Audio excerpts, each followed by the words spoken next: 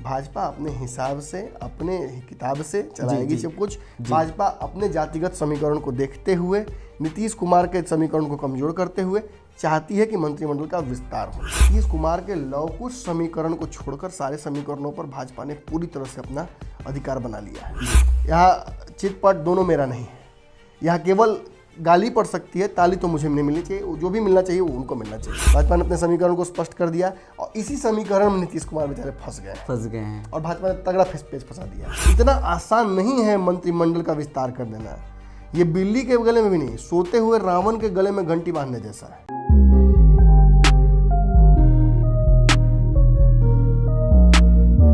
नमस्कार, स्वागत है आपका भारत लाइव में। मैं हूं आपके साथ विशाल यादव और आप भारत लाइव में पंचनामा देख रहे हैं। ये सुबह का पंचनामा है। आज बाबा मौजूद नहीं है, बाबा के बदले मैं हूं। आज मंगलवार का दिन है, आज कैबिनेट का विस्तार होना था, लेकिन कल शाम में ही नीतीश कुमार ने कह दिया कि कैबिनेट का विस्तार नहीं होगा। अब क्यों नहीं होगा, कहां जाकर के ये पेच फंसा है। जो खबरें आ रही थी कि मंगलवार आज का दिन तय हो गया था, शेड्यूल के 11:30 बजे मंत्रियों का शपथ ग्रहण कराया जाएगा, लेकिन ये मामला फंस गया है। कहाँ पेच फंसा है, किसने पेच फंसाया है, हम इसको लेकर के जानेंगे हमारे संपादक नमन मिश्रा से।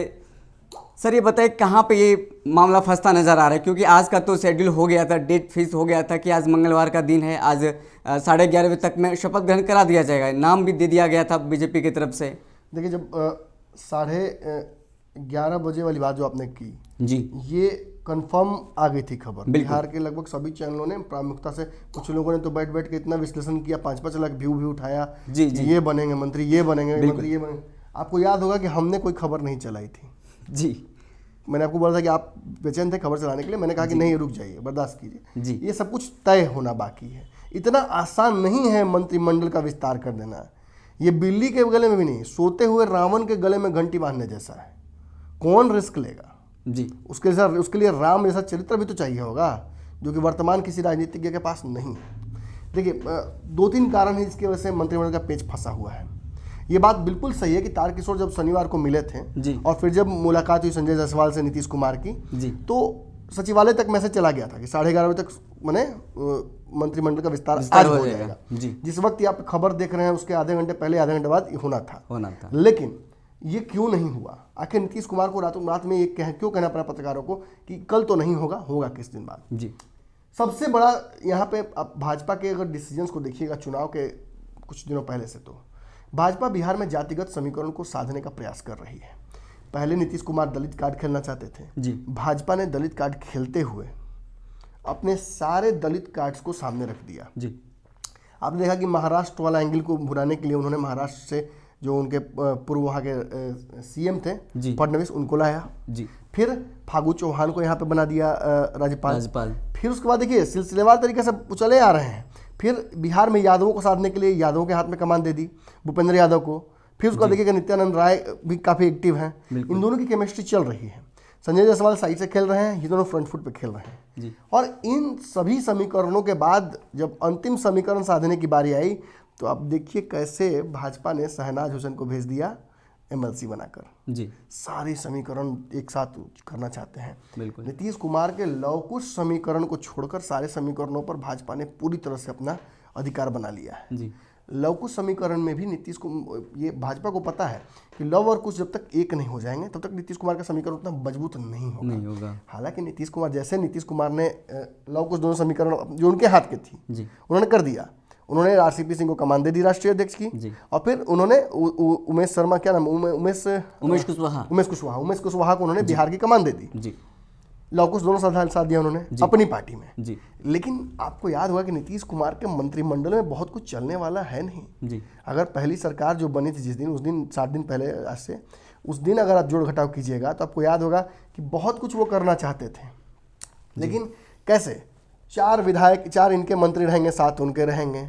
एक मंत्री अगले दिन आए, जो पूजा पाठ किए, अपना देश से निकल लिए जी। तो नीतीश कुमार का बहुत कुछ चलने वाला नहीं है। और पत्रकारों से बात करते हुए नीतीश कुमार ने यह बात स्पष्ट कर दी है कि हर बार मैं इतनी देर नहीं करता हूं मंत्रिमंडल विस्तार में। इस बार देरी जरूर हो रही है, क्योंकि देरी इसलिए हो रही है क्योंकि इस बार भाजपा को तय करना है, मुझे नहीं।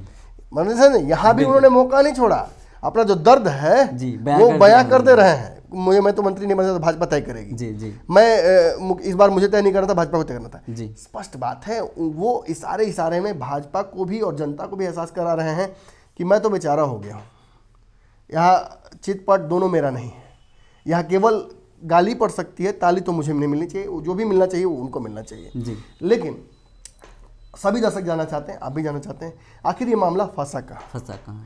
देखिए, नीतीश कुमार जिन लोगों को मंत्री बनाना चाहते हैं उन लोगों का नाम मैं सुनाना चाहूँगा आपको। नीतीश कुमार ने अपनी तैयारी जो की थी उस हिसाब से महेश्वर हजारी को वो बनाना चाहते थे जी, उनके पुराने मित्र हैं जी, और रामविलास पासवान से नज़दीकियाँ हैं जी जी, रामविलास पासवान वाला भी फैक्टर नेगेट करना चाहते हैं जी, रामविलास पासवान के रिश्तेदार लगते हैं इसलिए वो एक फैक्टर है। इसके अलावा श्रवण कुमार को जोड़ना चाहते हैं वो। इसके अलावा खबर आ रही थी कि एक जो निर्दलीय जो थे विधायक सुमित की बात कर रहे हैं, सुमित, हाँ, उनको भी जोड़ने वाले थे राजपूत समाज के साथ, उनको साधने की कोशिश कर रहे हैं, नरेंद्र सिंह के जो पुत्र हैं जी। इस समीकरण को नीतीश कुमार अपने हिसाब से यूज कर रहे हैं। इसके अलावा नीतीश कुमार चाह रहे थे कि कुछ कुशवाहा और कुर्मी समाज के लोगों को इसमें भी घुसाया जाए जी। भाजपा को ये बात पसंद नहीं आई।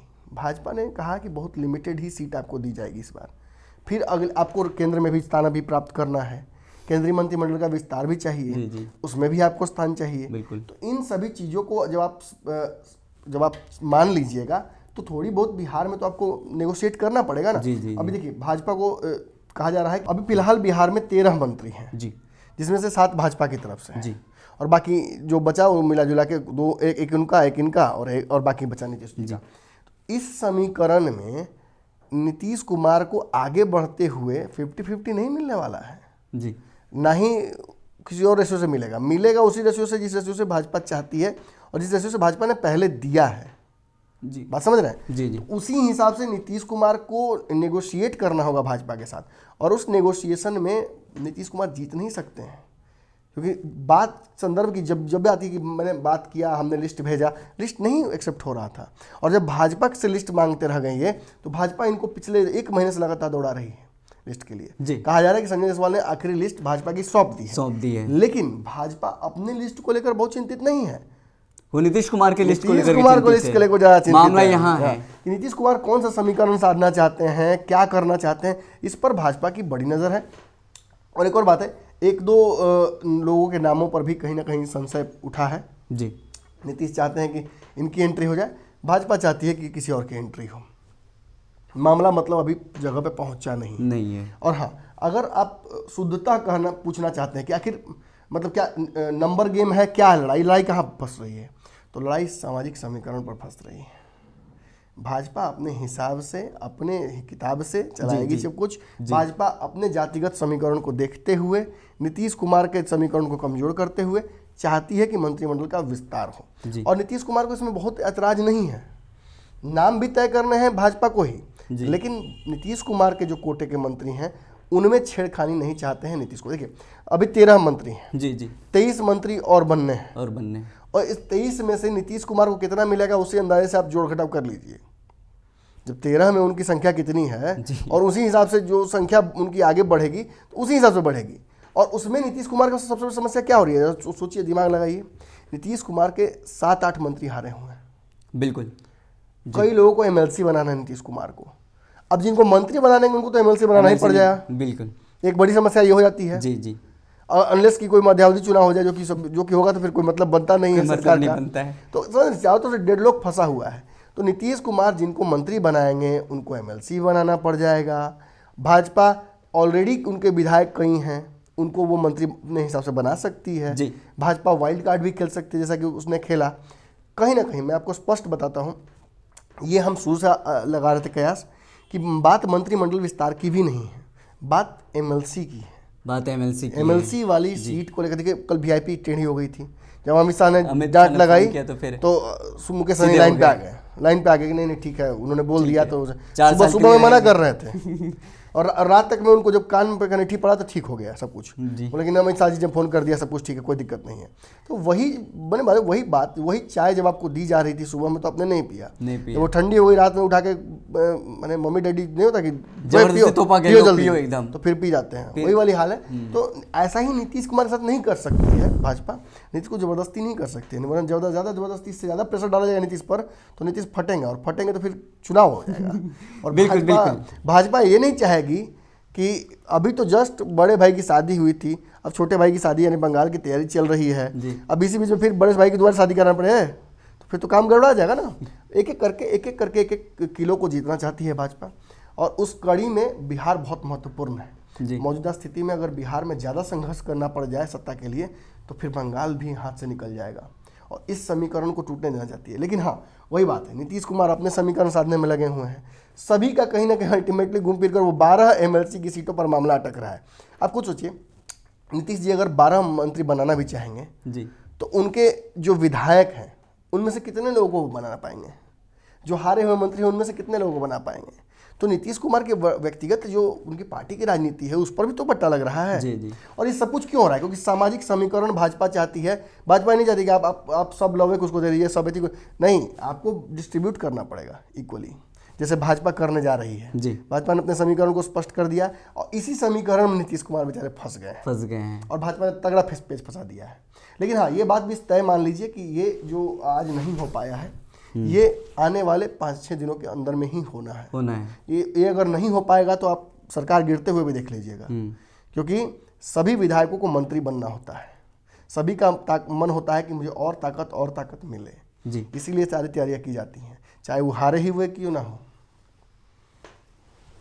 तो अपने पंचनामा में देख लिया है कि कहाँ पे मामला फंसा हुआ है। सामाजिक समीकरण का सारा खेल है। सामाजिक समीकरण को साधने के लिए बीजेपी ने यहाँ पे दांव पेच चल रही है, और क्या कुछ होगा आगे, कब होगा कैबिनेट विस्तार तो हम तो आपको बताएंगे। लेकिन आज बात समझ लीजिए कि कैबिनेट विस्तार नहीं होने जा रहा है। कल से लगातार ये खबरें चल रही थी कि आज मंगलवार को 11:30 बजे कैबिनेट विस्तार हो जाएगा। मामला अब खत्म हो गया, आज कैबिनेट विस्तार नहीं होने वाला। कल शाम में नीतीश कुमार ने बता दिया था कि जब होगा हम आपको बता देंगे। तो पंचनामा में इतना ही, अगले पंचनामा में ये बड़ी खबर के साथ फिर मिलते हैं, तब तक के लिए बहुत बहुत धन्यवाद। अगर ये वीडियो पसंद आई और वह बिहार के राजनीति और बिहारियत से सरोकार रखेनी तो सब्सक्राइब बटन दबा के चैनल के सब्सक्राइब कर ली। ओजे एगो घंटी बा, ओकरा बटन दबा देला से कुल सटीक और मारक खबर रुआ मुफ्त में मिल जाई। अगर रुआ पत्रकारिता के हमनी के नया प्रयोग में सहयोग कर चाहतानी तो ज्वाइन बटन दबा दी। पेटीएम नंबर नोट कर ली 9386816700। धन्यवाद।